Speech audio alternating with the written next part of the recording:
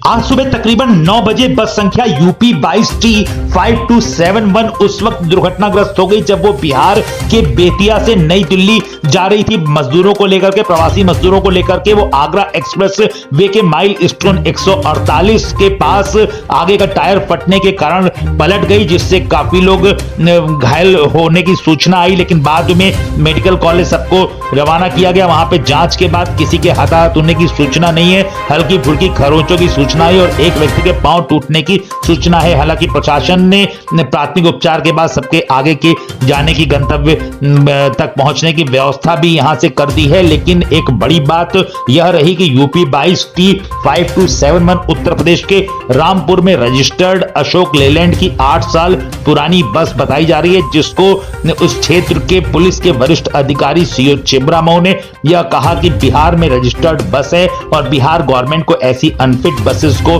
Permission नहीं देनी चाहिए। अपने आप में बड़ी बात है। शायद सीओ छिबरामऊ को इस बात की जानकारी नहीं थी कि ये बस बिहार में रजिस्टर्ड ना होकर के उत्तर प्रदेश के रामपुर में ही रजिस्टर्ड है। फिलहाल आज सुबह आगरा एक्सप्रेसवे के माइल स्टोन 148 जो कि कन्नौज डिस्ट्रिक्ट में आता है, वहां पे एक बस जो कि बेतिया से नई दिल्ली प्रवासी मजदूरों को लेकर के जा रही थी, वो अनायास ही पलट गई। ईश्वर की कृपा यह रही कि इसमें कोई भी कैजुअलिटी नहीं हुई। तो क्यों नहीं तलाश करता है एक बार क्या चढ़ा आपका सामान क्या अलग से गाड़ी भिजवाई जाएगी। ऐसा है अगर नई गाड़ी मिलेगी। ये परिवहन विभाग का इसमें काम है कि वो ऐसी गाड़ियों को चिन्हित करें और उनके खिलाफ कार्रवाई करें, ठीक है ना। अब इसमें बिहार की बसें वगैरह हैं कायदे में, तो इसको बिहार गवर्नमेंट को सोचना चाहिए कि भाई इस प्रकार की बसें वहाँ से ना अथराइज करी जाए, ना परमिशन दी जाए, जो कि जाकर के दुर्घटना का सबब बन रही है। ज़्यादातर बसें जितनी भी यहाँ पर आपने देखा होगा अमूमन बिहार से संबंधित थी। तो इसमें गवर्नमेंट को सोचना चाहिए कि परमिशन इस प्रकार की जो अनअथराइज चीज़ें हैं और दुर्घटना का सबब बन रही हैं, उसको गवर्नमेंट को उन्होंने इसमें रोक लगानी चाहिए। और ये संबंधित जो भी चीज़ है इसके लिए आरटीओ विभाग है, परिवहन विभाग है, इनको कार्रवाई करनी चाहिए।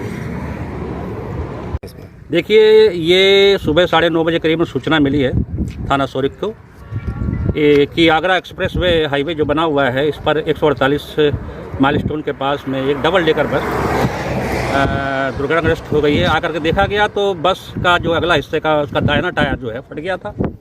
गाड़ी जो है बैलेंस बिगड़ा और जाकर के रोड में ही पलट गई। तत्काल हमारा फोर्स यहाँ पर पहुँचा है। उसके बाद में यूपीडा वाले भी आए हैं। उसके बाद एम्बुलेंस यहाँ जो भी उपलब्ध कराई गई है, उसके साथ में तुरंत ही घायलों को तिरवा मेडिकल कॉलेज के लिए भेजा गया है। और जैसे कि वहाँ से मैंने मालूम किया है, मेडिकल कॉलेज के प्रभारी साहब हैं इंस्पेक्टर तिरवा, उन्होंने बताया कि साहब 26 लोग जो हैं वहाँ पर अभी इलाज उनका चल रहा है और कोई उनमें ऐसा गंभीर नहीं है।